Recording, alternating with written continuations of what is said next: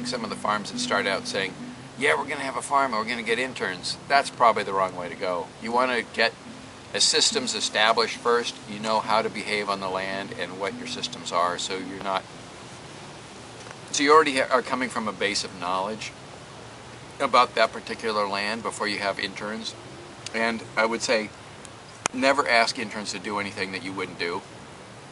So don't have them do just the dirty work.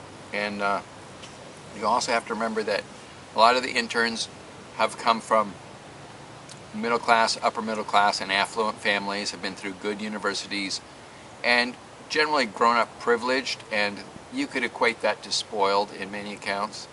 We are North Americans, we consume the resources of the world, and the interns come from a socioeconomic class that is doing the most of that. And so they really haven't had to work, and they don't know what expectations are.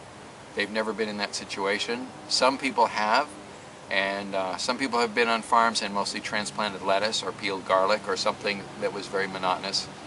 So if you can keep it less monotonous, people don't realize how monotonous agriculture can be. So if you can mix it up a little, and if you can select your interns well, you know, really look for people who have skills and have worked on farms and have basic social skills and some kind of maturity. It doesn't have to be age, but some kind of maturity makes a big difference. So I know that can be hard sometimes if you don't get many applications, but it's better to have fewer people who know what they're doing or can get along and a willingness to learn. And I think if you have too few interns, if you have 3 or less, you have to include them into your family in most cases. And if you have more than that, then there's enough for a cohesive social group on their own, and they can have their own zone 1 or own center of their own kitchen, things like that. So I think those are pretty important factors, is numbers and socialization and not too monotonous of work all the time. So they got to have fun. If you can have anything on site where there's a hot tub or a sauna or a pizza oven or any of those kind of things that people like, really helps. If they can have some leeway and if they're coming out of universities, people tend to like some structured education now and then, and that doesn't mean structured in the old sense of following the master around, because people don't seem to understand that at all anymore, and being observant, but structured in that, okay, now boys and girls, we're going to learn how to build a pea trellis, is sort of what they're looking for. And I try not to do that very much because I think it's a little ridiculous, but that is what people are looking for. They think it's a continuation of school, and it's not. As a farmer, we've had a whole lot of farm interns and had wonderful experiences with them. I'm going to give you a few things that we've learned that really help our farm experiences go better for all of us.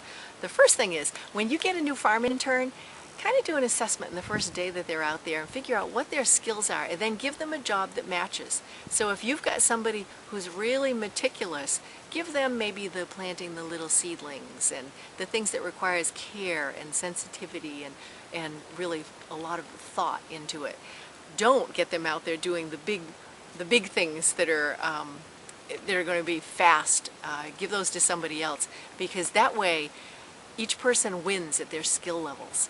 So we try and figure out what job's a good match for each of the people here, and have them do something they're really going to enjoy and they're going to be really good at. Praise.